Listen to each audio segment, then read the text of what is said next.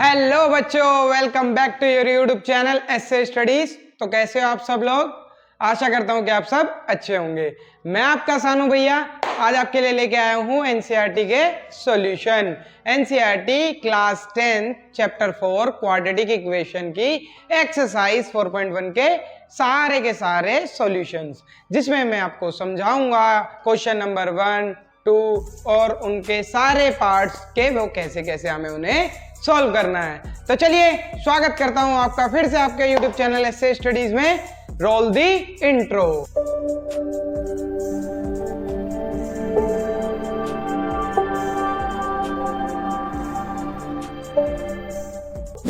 तो पहला क्वेश्चन है हमारी एक्सरसाइज 4.1 का, check whether the following are quadratic equation, जो कि मैंने आपको पिछली कल की पार्ट नंबर 1 में समझाया था कि क्वाड्रेटिक इक्वेशन किसे कहते हैं। वही हमें चेक करना है क्वेश्चन नंबर 1 में। इसके 8 पार्ट हैं, 8 पार्ट में हमें ये चेक करना है कि ये क्वाड्रेटिक इक्वेशन है या नहीं है। तो हमें क्या करना होता है क्वाड्रेटिक इक्वेशन में? क्वाड्रेटिक इक्वेशन कहते हैं क्वाड्रेटिक पॉलिनोमियल। क्वाड्रेटिक पॉलिनोमियल क्या? जब वेरिएबल की हाईएस्ट डिग्री 2 होगी तो वो क्वाड्रेटिक पॉलिनोमियल होती है, और हाईएस्ट डिग्री 2 होने का क्वाड्रेटिक पॉलिनोमियल को अगर हम 0 के इक्वेट कर दें तो वो कहलाती है क्वाड्रेटिक इक्वेशन। क्या कहलाती है? Quadratic equation. तो अब हमें यहाँ पे यही चेक करना है कि हमारे जो इक्वेशन दी गई हैं ये सारी इक्वेशन क्वाड्रेटिक इक्वेशन है या नहीं है।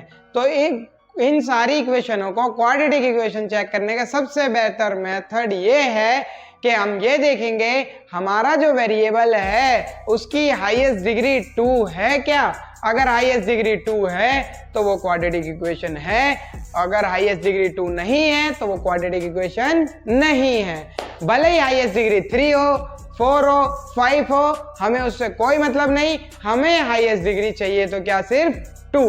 या तो अगर 1 भी होगी तब भी नहीं होगी, अगर 3 है, 4 है, 5 है तब भी नहीं होगी। हमारी क्वाड्रेटिक इक्वेशन तभी होगी जब उसकी हाईएस्ट डिग्री क्या होगी? 2 होगी। तो चलिए अब मैं आपको एग्जाम क्वेश्चन नंबर 1 के पार्ट करके दिखाता हूं। क्वेश्चन नंबर 1 पार्ट 1 में देखो क्या है, x + 1 का whole square is equal to 2x - 3। तो देखिए ये तो एल्जेब्रिकली फॉर्मूला है a + b का होल स्क्वायर, और a + b का होल स्क्वायर तो आपको आता ही है। क्या होता है वो? a + b का whole square is equal to a² + b² + 2ab। तो वही लगाना है हमें यहाँ पे, x² + 1 का square + 2x is equal to, और ये जो बाहर वाला है ये ब्रैकेट में दोनों से मल्टीप्लाई होगा। पहले ये x से होगा तो 2x - 3 2 जा 6। अब देखिए ये जो है 2x पॉजिटिव है, दोनों कट जाएंगे क्योंकि ये प्लस का 2x है, साइड में आकर के माइनस होगा, कट जाएगा।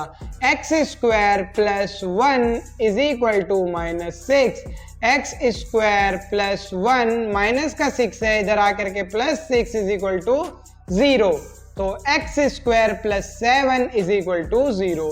This is required equation. देखो इक्वेशन बनी हमारी x² + 7 इज इक्वल टू 0। अब हमें ये बताना है कि क्या क्वाड्रेटिक इक्वेशन है या नहीं है। यस, क्यों नहीं है? देखो हाईएस्ट डिग्री कितनी है? 2 है, और क्वाड्रेटिक इक्वेशन की हाईएस्ट डिग्री क्या होती है? 2 ही होती है। हमें उससे मतलब नहीं है इसमें x वाला वेरिएबल है या नहीं, सिर्फ ये देखना है जो ये x की जो पावर है वो हाईएस्ट डिग्री 2 है या नहीं है। क्योंकि जनरल इक्वेशन क्या होती है हमारी क्वाड्रेटिक इक्वेशन की? ax² + bx + c। तो जो x² वाली टर्म है वो होनी मैंडेटरी है, बाकी हो या ना हो। तो लिख देंगे therefore the given equation is a quadratic equation। the given equation is a quadratic equation। तो जो हमारी इक्वेशन दे रखी है हमें, यह क्या कहलाएगी? क्वाड्रेटिक इक्वेशन कहलाएगी। तो आया समझ में? अब करके दिखाता हूं आपको पार्ट नंबर 2। पार्ट नंबर 2 में भी वही है। देखो क्या दे रखा है? x²। क्या है?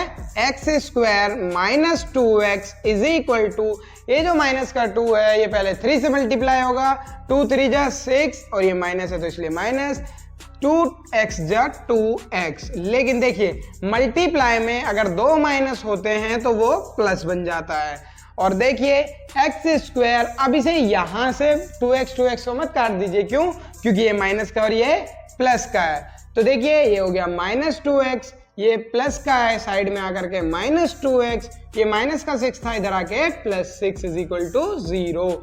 एक्स स्क्वायर -2x क्या हो गया? ये माइनस माइनस प्लस, लेकिन साइन आएगा हमेशा माइनस का ही, तो -4x + 6 इज इक्वल टू 0। तो देखिए क्या यहाँ पे हाईएस्ट डिग्री 2 है? यस, हाईएस्ट डिग्री 2 है। तो हमें सारे क्वेश्चनों में सिर्फ यही चेक करना है कि हाईएस्ट डिग्री 2 है या नहीं है। अगर हाईएस्ट डिग्री 2 होगी तो वो क्या होगी? Quadratic equation. क्या होगी?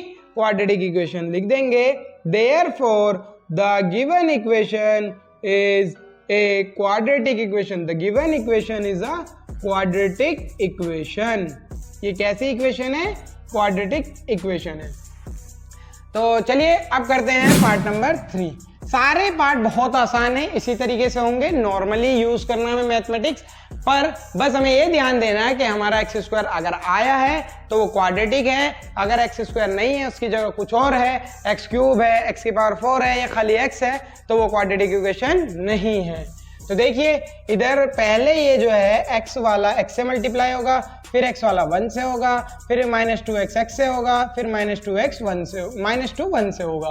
तो x x जा एक्स स्क्वायर प्लस x1 जा x, -2x को 1x से करेंगे तो हो जाएगा -2x,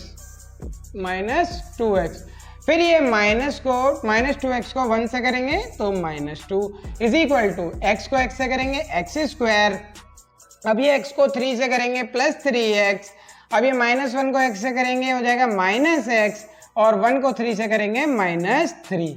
तो देखिए यहाँ पर है ये एक्स स्क्वायर, ये भी प्लस का है, यहाँ पर है ये एक्स स्क्वायर, ये भी प्लस का है, तो क्या ये दोनों कट जाएंगे? यस, ये दोनों कट जाएंगे। तो x -2x बचा -x, और ये हो जाएगा -2 इज इक्वल टू ±-3 में से 1 चला गया तो ये बचा 2x - 3। तो देखिए -x, और इसको मैं क्या कहते हैं, इधर ले जाएंगे, सारी चीज़ों को उधर ले जाएंगे, ये हो जाएगा 2x, ये माइनस का था इधर आके +x, ये हमारा -3, और ये जो हमारा -2 था इधर जाके +2, सारी चीज़ें इधर से चली गई तो इधर आ गया 0। अब देखिए ये हमारा 2x, ये है x 2x और x 3x, -+-3 में से 2 चला गया तो 1 बचा। तो क्या ये क्वाड्रेटिक इक्वेशन है क्या? नो। क्यों नहीं है भैया? यहाँ पे हाईएस्ट डिग्री 2 है क्या? नहीं है। यहाँ पे हाईएस्ट डिग्री क्या है? कुछ नहीं है तो 1 है। जब 1 है तो ये क्या कहलाएगी? लीनियर। क्या कहलाएगी? Linear equation. तो ये क्वाड्रेटिक इक्वेशन नहीं है। तो यहाँ पे लिख देंगे therefore the given equation is not a quadratic equation. The given equation is not a quadratic equation, is not a quadratic equation। तो समझ में आया ये क्वाड्रेटिक इक्वेशन क्यों नहीं है? क्योंकि यहाँ पे हाईएस्ट डिग्री 2 नहीं है। चलिए अब करते हैं पार्ट नंबर 4। पार्ट नंबर 4 भी सारे पार्ट सेम होंगे। पहले x से 2x को करेंगे तो ये हो जाएगा 2x, से x को मल्टीप्लाई किया तो x स्क्वायर, फिर x से 1 को किया तो खाली x हो गया, -3 से 2 को किया तो -6x, फिर -3 से 1 को मल्टीप्लाई किया -3 इज इक्वल टू x को करा तो x स्क्वायर, x से +5 को करा तो 5x। तो देखिए क्या इधर, अब इधर देखिए 2x है, 2x स्क्वायर, ये x स्क्वायर था, साइड में आकर के -x स्क्वायर, ये हो गया +x -6x, प्लस माइनस, तो हो गया माइनस का 5x, ये हमारा प्लस का था 1 और ये हमारा माइनस का था -6 में से x चला गया तो -5x, ये प्लस का 5x था, साइड में आकर के -5x, और इधर बचा -3, और इक्वल में कुछ भी नहीं बचा, वो आ गया 0। तो देखिए 2x में से x चला गया तो बचा x स्क्वायर माइनस प्लस 5 और 5 कितना हो गया 10x, -3 इज इक्वल टू 0। तो ये देखिए क्या ये क्वाड्रेटिक इक्वेशन है? Yes, this is a quadratic equation. Why? क्योंकि यहाँ पर हाईएस्ट डिग्री क्या है? 4 है। तो लिख देंगे thus the given equation is a quadratic equation। thus the given equation is a quadratic equation। क्या है ये? क्वाड्रेटिक इक्वेशन है। तो इसी तरीके से पार्ट नंबर 5 कराता हूं आपको। देखो पार्ट नंबर 5 भी सारे आसान है। पहले 2x से x को मल्टीप्लाई होगा तो ये हो जाएगा 2x² माइनस 2 3 जा 6x, ये हो जाएगा हमारा 6x। और फिर होगा 1 से x को मल्टीप्लाई करेंगे minus x, minus minus plus, जब 3 से 1 को करेंगे तो 3 आ जाएगा और ये भी माइनस का ये भी माइनस का, मल्टीप्लाई में 2 माइनस प्लस हो जाते हैं। तो x² प्लस x, और 5 से जब x को मल्टीप्लाई करेंगे तो ये हो जाएगा 5x, और जब 5 से 1 को मल्टीप्लाई करेंगे तो ये हो जाएगा 5। तो देखिए यहाँ से ये 2x² है, ये इधर आकर के माइनस x², ये minus 6x minus x minus minus plus minus का 7x, माइनस माइनस प्लस तो हो जाते हैं पर साइन हमेशा नेगेटिव आता है। अब ये इधर से जो है हमारा क्या कहते हैं, ये इधर +3 इज इक्वल टू ये x² तो इधर आ गया, x + 5 ये हो गया 6x + 5। तो इन दोनों को भी इधर ले आएंगे, ये हो जाएगा 2x में से x चला गया तो ये खाली बचा x²। क्या बचा? x² minus 7x। अब देखिए ये प्लस का 6 था, इधर आकर के -6, ये प्लस का 5 था, इधर आकर के -5 हो जाएगा इज इक्वल टू 0। तो x² माइनस 7 और माइनस माइनस प्लस हो गया, ये हो गया 13x, और प्लस माइनस माइनस 5 में से 3 जाएगा तो 2 बचेगा, और देखो 5 बड़ा है तो इसलिए माइनस का साइन आएगा। तो क्या ये क्वाड्रेटिक इक्वेशन है? यस, बिल्कुल ये क्वाड्रेटिक इक्वेशन है। क्यों? क्योंकि यहां पर हाईएस्ट डिग्री क्या है? 2 है। तो लिख देंगे thus the given equation is a quadratic equation। ये जो गिवन इक्वेशन है ये क्या है? क्वाड्रेटिक इक्वेशन है। तो चलिए करते हैं अब अपना पार्ट नंबर 6। पार्ट नंबर 6 में क्या करेंगे? सेम चीज, यहां पर देखो x² plus 3x plus 1 is equal to, अब देखो यहां पर ये फॉर्मूला लगेगा। कौन सा फॉर्मूला लगेगा? ये लगेगा हमारा a माइनस b का whole square, a² plus b² minus 2ab, ये हमारा फॉर्मूला यूज होगा। तो x² प्लस 4 माइनस का 4x। अब आ गया है, देखो ये x² से तो x² पहले ही कट जाएगा क्योंकि ये भी प्लस का ये भी प्लस का, साइड में आकर के माइनस होगा तो हमने यहीं पे काट दिया। तो अब ये क्या हमारी क्वाड्रेटिक इक्वेशन बची? नो, ये माइनस का 4x था, इधर आकर के 4x हो गया, प्लस 1, ये प्लस का 4 था, साइड में आकर के -4, माइनस प्लस माइनस खाली बचा -x, प्लस माइनस माइनस, ये -3 इज इक्वल टू 0। क्या ये क्वाड्रेटिक इक्वेशन हुई? No, because there is a highest power only 1। यहाँ पर हाईएस्ट पावर क्या है? 1 है। तो हम लिख देंगे thus the given equation is not a quadratic equation। thus the given equation is not a quadratic equation, is not a quadratic equation। ये जो हमें इक्वेशन दी हुई है ये क्वाड्रेटिक इक्वेशन नहीं है, ये क्वाड्रेटिक इक्वेशन नहीं है। तो चलिए अब इसके 2 पार्ट और बचे हैं, जल्दी से उन्हें भी करा देता हूं, फिर चलेंगे अपने क्वेश्चन नंबर 2 की तरफ, जो कि बहुत ही आसान है और अच्छे से उन्हें भी समझाऊंगा। तो चलिए क्वेश्चन नंबर 2 की तरफ। पार्ट नंबर 7, पार्ट नंबर 7 को भी वैसे ही करेंगे, लेकिन देखिए यहाँ a प्लस बी का क्यूब का फॉर्मूला लगेगा। वो क्या होता है? वो होता है a प्लस बी का whole cube, a plus B का whole cube is equal to a cube plus b cube plus 3a² b plus 3ab² plus 3ab²। ये हमारा फॉर्मूला होता है a प्लस बी का क्यूब का। तो चलिए शुरू करते हैं इसे। a cube plus b cube plus 3a² b plus 3ab², ये डॉट का मतलब मल्टीप्लाई है, इज इक्वल टू, अब ये 2x से इधर मल्टीप्लाई करेंगे, ये हो जाएगा 2x³ माइनस 2x। पहले ये 2x जो है x² से मल्टीप्लाई होगा, फिर ये 2x जो है 1 से मल्टीप्लाई होगा। फिर उसके बाद देखिए, अब अगर देखो मैं यहाँ से इस क्यूब से नहीं, इस क्यूब से इस क्यूब को नहीं काट सकते क्योंकि क्या है, इधर 2x³ है, 2x क्यूब है, तो x क्यूब, अब ये पहले सॉल्व कर लेते हैं, चलो थोड़ा सा पहले। x क्यूब प्लस 2 का क्यूब होता है 8, 3 2 जा 6, x स्क्वायर प्लस 2 2 जा 4 3 जा 12x is equal to 2x cube minus 2x। तो देखिए ये इधर ले आएंगे 2x क्यूब को, ये प्लस का था तो इधर आकर के माइनस हो जाएगा, x cube minus 2x cube plus 6x square, पहले ये लिख लिया, फिर प्लस 12x, ये माइनस का 2x था, इधर आके प्लस 2x, ये हमारा प्लस 8 बचा था, इसको लिख लिया plus 8 is equal to 0। Standard form में लिख लिया साथ के साथ, plus minus minus x cube plus 6x square plus 12 में 2 प्लस किया तो हो गया 14x plus 8 is equal to 0। तो क्या आगे सॉल्व हो सकता है? नहीं, आगे ये सॉल्व नहीं होगा। तो देखिए क्या ये क्वाड्रेटिक इक्वेशन है? No.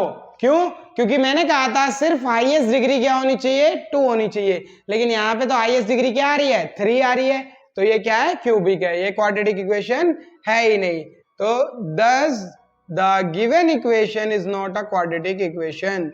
The given equation is not a quadratic equation. ये जो हमें दे रखी है ये क्वाड्रेटिक इक्वेशन है ही नहीं। ये जो गिवन इक्वेशन है ये क्वाड्रेटिक इक्वेशन है ही नहीं। तो चलिए अब कराता हूं मैं आपको पार्ट नंबर 8। पार्ट नंबर 8 भी सेम ऐसे ही होगा। पहले लिखेंगे x cube minus 4x square minus x plus 1। अब यहाँ फॉर्मूला लगेगा a माइनस बी का होल क्यूब। क्या लगेगा? a माइनस बी का whole cube. a minus b का होल क्यूब क्या होता है? a cube plus a cube minus b cube, a cube minus b cube plus minus 3a square b minus 3a square b plus 3ab square, 3ab square. ये हमारा formula होता है। तो यहाँ लगा देंगे x क्यूब माइनस 2 का cube minus 3a square b plus 3ab square. तो देखिए यहां से हो जाएगा x cube minus 4x square minus x plus 1। अब ये देखिए ये x क्यूब प्लस का था तो इधर आकर के माइनस हो जाएगा, या इसे जो है देखो हम यहाँ से यहीं काट सकते हैं क्योंकि ये भी प्लस का है ये भी प्लस का है। तो यहाँ पे बचा खाली हमारा माइनस का 4x। चलो ऐसे लिख लेते हैं। अब ये बचा हमारा माइनस का 4x square minus x plus 1 is equal to, पहले इसे सॉल्व कर लेते हैं। ये बचा माइनस 8 माइनस 3 2 जा 6x स्क्वायर, और ये हो गया हमारा 3 2 2 जा 4 3 जा 12x। अब सबको इधर ले आएंगे, ये हो जाएगा माइनस 4x स्क्वायर, ये माइनस का 6x स्क्वायर इधर आके प्लस 6x स्क्वायर, फिर हमारा बचा माइनस x, ये हमारा माइनस का 12x हो जाएगा इधर आकर के क्योंकि प्लस 12 है, और बचा प्लस 1, और इधर जो है माइनस 8 है इधर आकर के प्लस 8 इज इक्वल टू 0। तो देखिए माइनस प्लस माइनस 6 में से 4 जाएगा तो 2x square minus minus plus minus 13x, और बचेगा 8 और 1 9 इज इक्वल टू 0। क्या ये हमारी क्वाड्रेटिक इक्वेशन है? यस। क्यों? क्योंकि हाईएस्ट डिग्री क्या है? 2 है। तो लिख देंगे thus the given equation is a quadratic equation। ये जो हमें इक्वेशन दे रखी है ये क्या है? क्वाड्रेटिक इक्वेशन है। तो इस तरीके से हमारा क्वेश्चन नंबर 1 कंप्लीट हो चुका है, उसके 8 के 8 पार्ट, जिसमें हमें क्या बताना था? बताना ये था कि ये गिवन इक्वेशन क्वाड्रेटिक इक्वेशन है या नहीं है, जिसका सीधा सीधा सा मतलब ये था अगर किसी भी इक्वेशन की हाईएस्ट डिग्री 2 है हमें वो बता देना है कि वो क्या है? क्वाड्रेटिक इक्वेशन है। अगर हाईएस्ट डिग्री 2 नहीं है, 3 है, 4 है या 1 है तो वो क्वाड्रेटिक इक्वेशन नहीं है। तो चलिए अब कराता हूं मैं इसी तरह आपको क्वेश्चन नंबर 2। आशा करता हूं कि आपको क्वेश्चन नंबर 1 भी कंप्लीट समझ में आया होगा। अगर आपको समझ में नहीं आया तो आप कमेंट कर सकते हैं, कोई डाउट हो तब भी कमेंट कर सकते हैं। बाकी हमारे साथ जुड़े रहने के लिए आपका बहुत बहुत धन्यवाद। बाकी हमारे चैनल को सब्सक्राइब कीजिए, लाइक कीजिए, शेयर कीजिए और कमेंट कीजिए, जिससे आपको हर वीडियो की नोटिफिकेशन सबसे पहले मिल जाए। तो चलिए अब मैं कराता हूं आपको क्वेश्चन नंबर 2। क्वेश्चन नंबर 2 में क्या करना है हमें? Represent the following situation in the form of quadratic equation. तो देखो खाली यहाँ पर क्या बोला है कि हमें रिप्रेजेंट करके दिखा देनी है क्वाड्रेटिक इक्वेशन, हमें यहाँ पर रिप्रेजेंट करके दिखा देनी है क्वाड्रेटिक इक्वेशन। तो चलिए अब आपको रिप्रेजेंट करके भी दिखाते हैं। तो सबसे पहले पढ़ेंगे क्या क्या रखा है हमारे क्वेश्चन में, the area of a rectangle plot. तो देखिए एरिया ऑफ रेक्टेंगल तो आपको याद ही होगा, क्या होता है area of rectangle? Area of rectangle होता है length into breadth, length into breath. और कंडीशन दे रखी है if the length of the plot is more than the twice of its breath, हमारी जो लेंथ है वो ब्रेथ के 2 गुना से एक ज्यादा है, we need to find the length and the breadth of the plot, हमें लेंथ और ब्रेथ निकालनी है। तो चलिए शुरू करते हैं। लेट द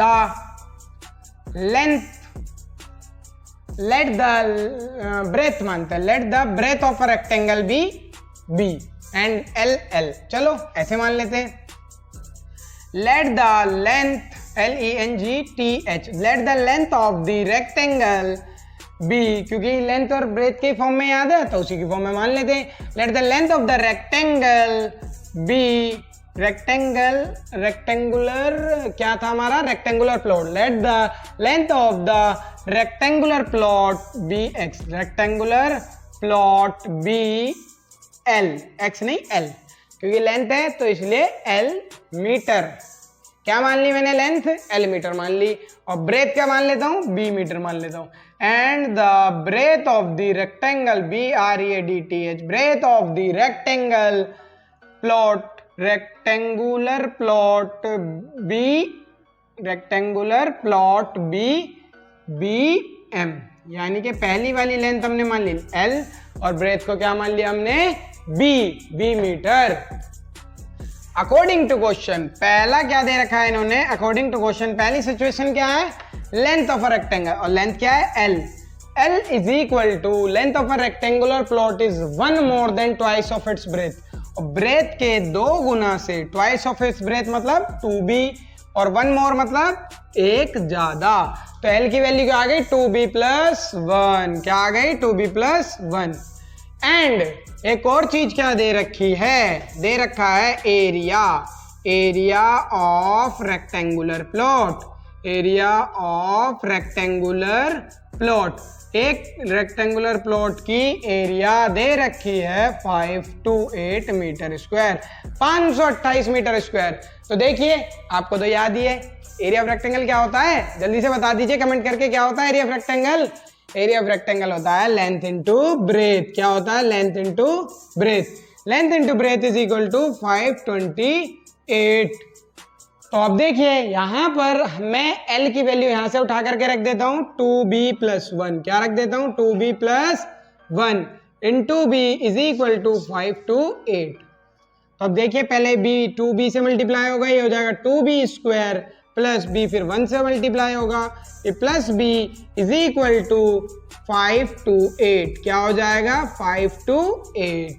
ये हमारी हो गई गिवन इक्वेशन रिप्रेजेंट। ये जो हमें कंडीशन दे रखी थी क्या कि एक रेक्टेंगुलर प्लॉट है जो 528 मीटर स्क्वायर उसका एरिया है, लेंथ जो है उसके ब्रेथ के 2 गुना से ज्यादा है, तो उसकी लेंथ ब्रेथ फाइंड करो। तो लेकिन क्वेश्चन में सिर्फ हमसे क्या कहा था, क्वाड्रेटिक इक्वेशन को रिप्रेजेंट करना है, यानी कि एक मैथमेटिकली रिप्रेजेंट करनी है सिचुएशन को, जो कि रिप्रेजेंट हो चुकी है। क्या लिख देंगे, this is required situation, this is required situation, ये हमारी रिक्वायर्ड सिचुएशन हो गई। ठीक है, क्वेश्चन नंबर 2 का पार्ट नंबर सेकंड में क्या है, the product of a 2 consecutive positive integer is 306। हमें क्वेश्चन दे दिया है कि प्रोडक्ट 2 कंसेक्यूटिव पॉजिटिव इंटीजर का 306 है। हमें क्या करना है, इन तीनों को, या मैंने कभी पहले कराया था पार्ट 1, इन चारों को सिर्फ क्वाड्रेटिक इक्वेशन में रिप्रेजेंट करना है, इन्हें फाइंड आउट नहीं करना है, खाली इनकी जो है तीनों की क्वाड्रेटिक इक्वेशन बना के रिप्रेजेंट करना है। और क्वाड्रेटिक इक्वेशन उसे कहते हैं जिसमें वेरिएबल तो एक होता है और वेरिएबल की हाईएस्ट डिग्री 2 होती है। तो चलिए शुरू करते हैं। अब इस क्वेश्चन के लिए मैं थोड़ा सा आपको बता देता हूं, कंसेक्यूटिव पॉजिटिव इंटीजर। इंटीजर किसे कहते हैं? इंटीजर हम उसे कहते हैं कोई भी नंबर हो, पॉजिटिव हो नेगेटिव हो, माइनस इन्फिनिटी से लेके पॉजिटिव इन्फिनिटी तक सारे जितने भी नंबर है क्या कहलाते हैं? इंटीजर कहलाते हैं। अब ये कंसेक्यूटिव का मतलब क्या है? कंसेक्यूटिव का मतलब है लगातार, एक के बाद एक। अगर मान लो पहले 1 है, 1 के बाद क्या आएगा? 2 आएगा, 2 के बाद क्या आएगा? 3 आएगा, 3 के बाद क्या आएगा? 4 आएगा। इसे कहते हैं हम कंसेक्यूटिव। तो कह रहा है कंसेक्यूटिव पॉजिटिव इंटीजर, कोई दो पॉजिटिव। अब पॉजिटिव कहां से शुरू होते हैं? हमारे 1 से। 1 2 3 4 5 6, तो ये हो गए हमारे consecutive positive integer.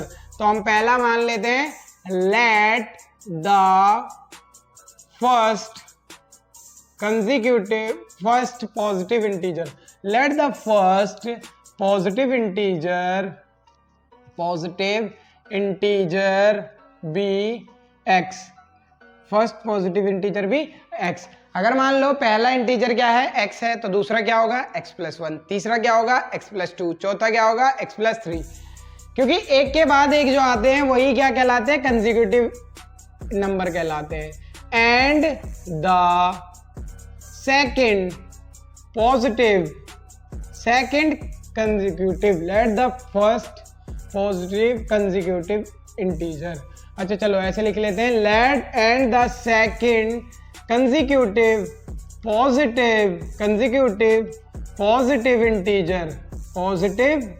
integer be x, integer be x plus 1। अगर मान लो पहला क्या है? x है, तो दूसरा क्या होगा? x plus 1। अगर x की जगह मान लो 5 होता तो अगला क्या होता? 6 होता। क्या होता? 6 होता। अब देखो अकॉर्डिंग टू क्वेश्चन इन्होंने हमसे सिर्फ क्या कहा है कि दोनों का product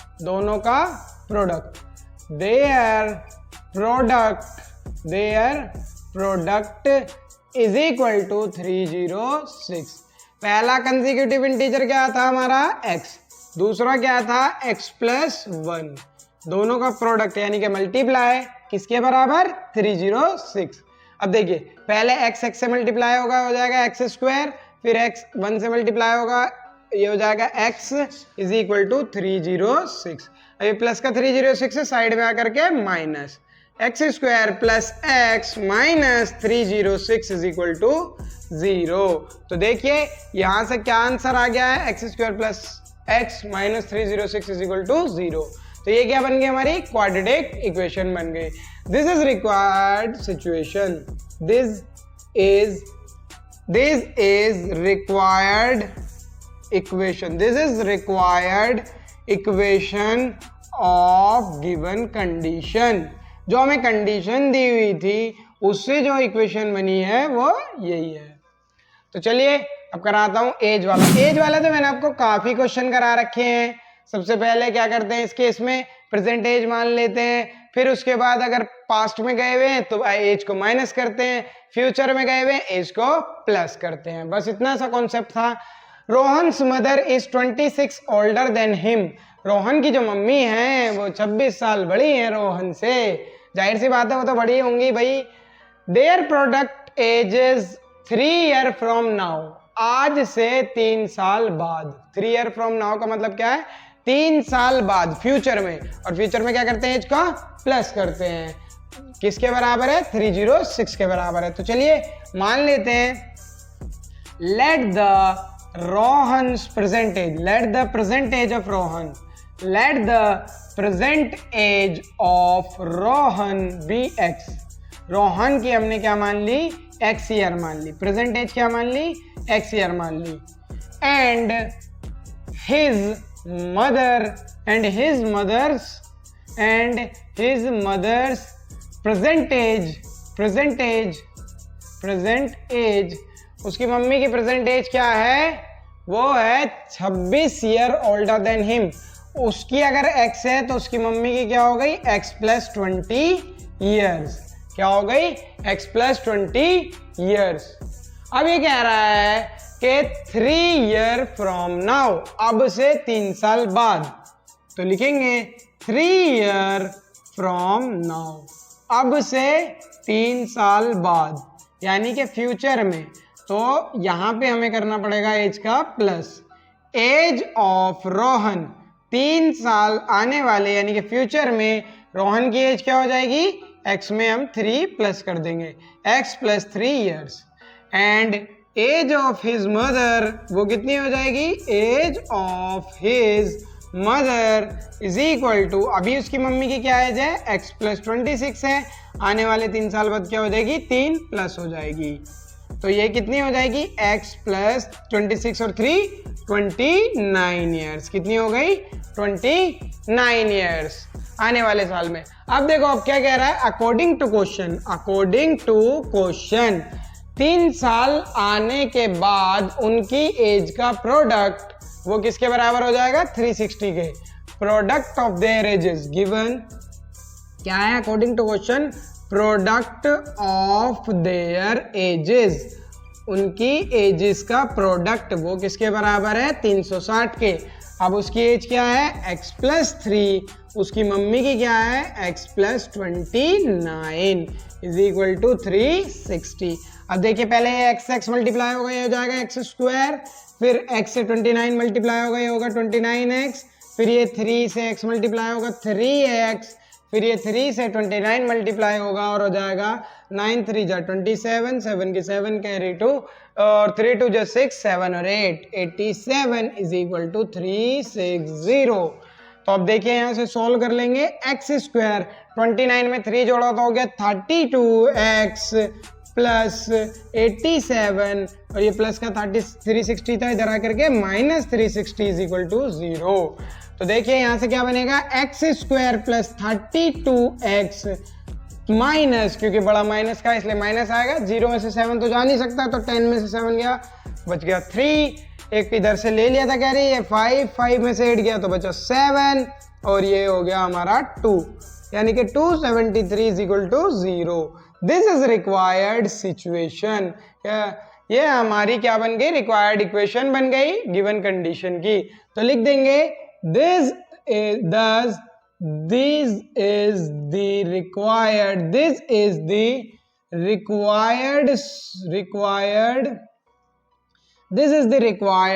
equation for a given condition,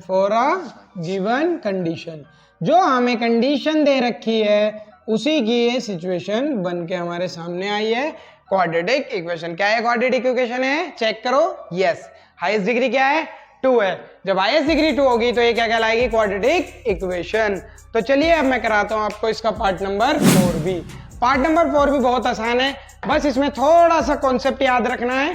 concept क्या है, चलिए कराता हूं मैं आपको ये वाला क्वेश्चन भी।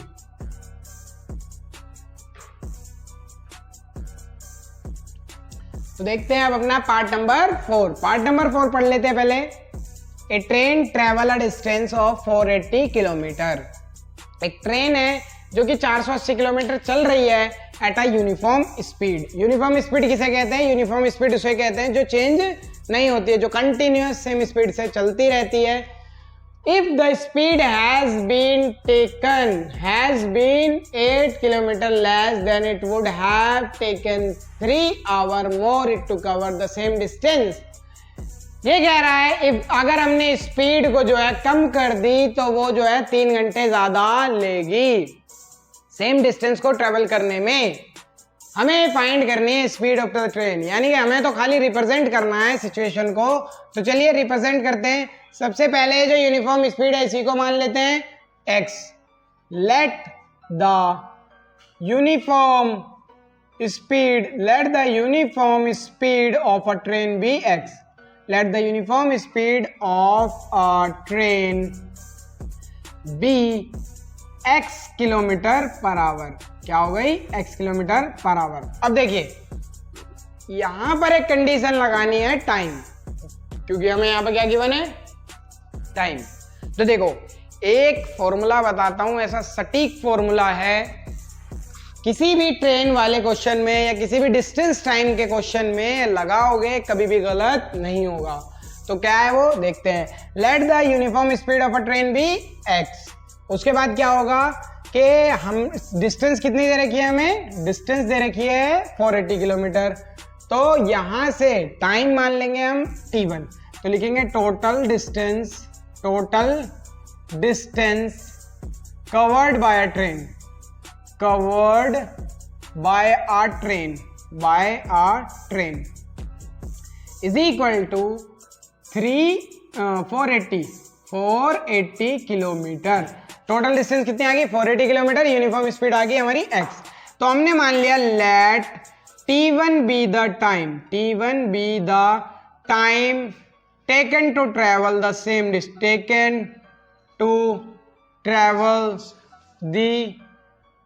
Given distance.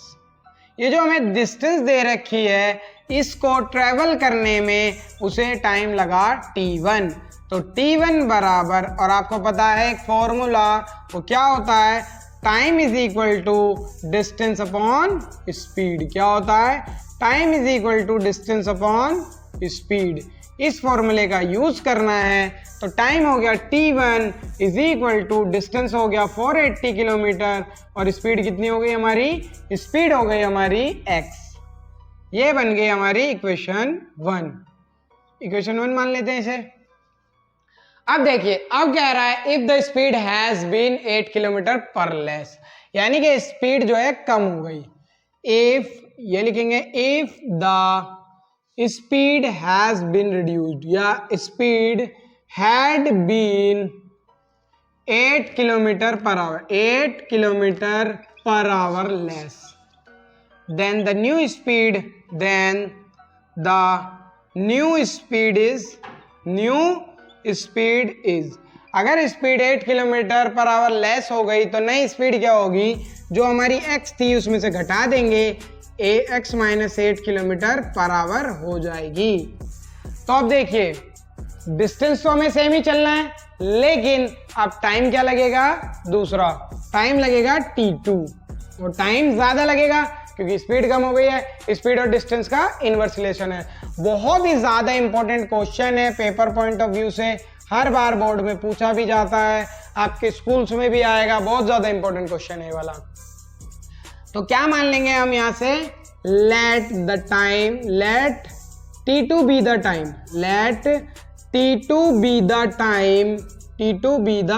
Time taken to travel the same distance, time taken by the train to travel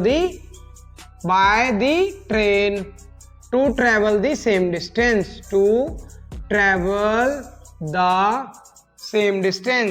same distance travel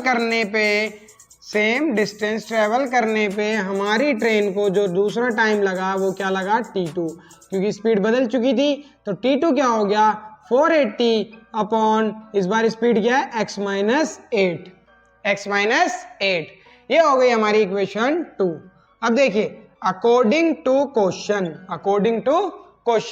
देखो यहां पर क्या करना है हमें। अब मुझे ये बताइए, t2 ये था, यहां पर स्पीड x थी, t2 ये है, यहां पर स्पीड कम हो गई, टाइम ज्यादा लग रहा है। अब अगर टाइम ज्यादा लग रहा है तो वो t2 में ज्यादा लग रहा है, तो देखिए कितना ज्यादा लग रहा है? 3। बस एक ही condition, t2 minus t1 is equal to 3। इसमें ही कंफ्यूज होते हैं बच्चे, और यही एक कॉन्सेप्ट है। क्या है वो? दोबारा से सुन लो। हमने क्या मान लिया? हमारी डिस्टेंस थी 480 किलोमीटर, यूनिफॉर्म स्पीड मान ली हमने x। अगर 480 किलोमीटर को x स्पीड से ट्रेवल कर रहे हैं तो हमने माना t1 टाइम लग रहा है, जो कि किसके बराबर आ गया? t1 is equal to 480 upon x। अब वो जो स्पीड है वो घट गई 8 किलोमीटर पर आवर, तो इस नई स्पीड क्या आ गई? x minus 8 kilometre per our. अब सेम डिस्टेंस को ट्रेवल करने के लिए जो टाइम लगेगा वो अलग लगेगा, वो कितना लग रहा है? t2 लग रहा है। अब ये बताइए, अगर स्पीड घटाएंगे तो टाइम ज्यादा लगेगा, क्योंकि टाइम और डिस्टेंस का और टाइम और स्पीड का इनवर्स रिलेशन है। तो यहां से अब आ जाएगा, टाइम आ गया t2 480 अपॉन x माइनस 8। अब देखो t2 minus t1 is equal to, दोनों में जो टाइम ज्यादा लग रहा है वो 3 घंटे का लग रहा है, तो t2 माइनस t1 क्या आ गया? इज इक्वल टू 3 आ गया। अब देखो t2 की वैल्यू यहां से रख देंगे 480 upon x minus 8, minus t1 की वैल्यू यहां से रख देंगे 480 upon x is equal to 3। सबसे ज्यादा सॉल्व करने का इजी मेथड, सबसे पहले 480 कॉमन ले लो, यहाँ क्या बचा? 1 अपॉन x माइनस 8, माइनस यहाँ क्या बचा? 1 upon x is equal to 3। ये हो गया हमारा। तो चलिए इधर कराते हैं आपको। अब हमारा यहाँ से क्या हो जाएगा? ये जो 480 है मल्टीप्लाई में साइड में करके डिवाइड में 3/480। अब देखिए दोनों का जो एलसीएम आएगा वो आएगा x माइनस 8, x और x माइनस 8, x इधर आ जाएगा, x माइनस 8 इधर चला जाएगा, x।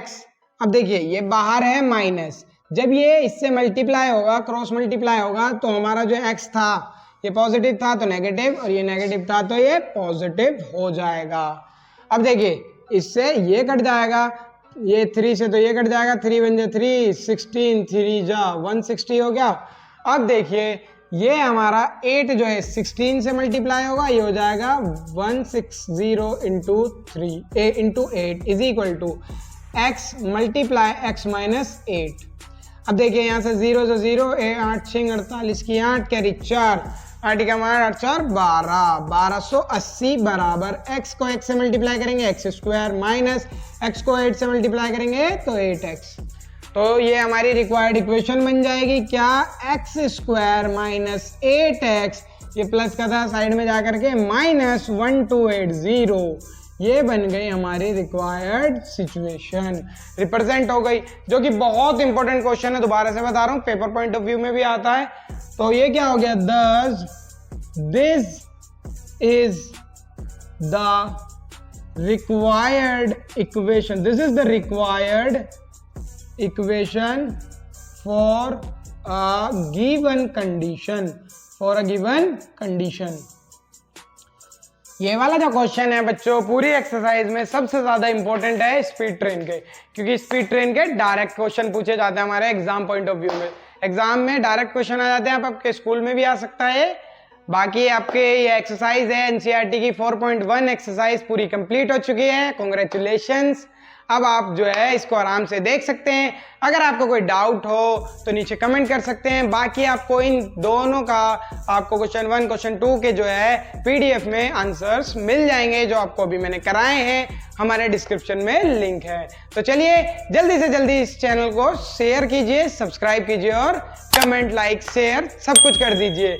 चलिए अब मिलूंगा आपसे सॉल्यूशन ऑफ क्वाड्रेटिक इक्वेशन के साथ पार्ट नंबर 3 में। तब तक के लिए बाय बाय, गुड डे।